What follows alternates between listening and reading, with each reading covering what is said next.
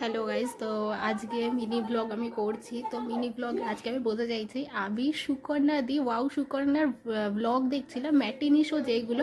আর হঠাৎ করে শুয়ে শুয়ে আমি দেখছিলাম এই যে খাট, এই খাটে এই কম্বলের উপর মাথা রেখে আমি শুয়েছিলাম। তো এই খাটে শুয়ে শুয়ে আমি এরকমভাবে গুছু করে ফোনটা নিয়ে ফোন দেখছিলাম শুয়ে শুয়ে।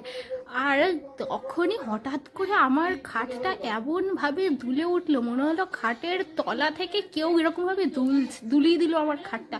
এত জোরে ভূমিকম্পটা হয়েছে, তারপরেই তো সবাই রাস্তায় বেরিয়ে এসেছে।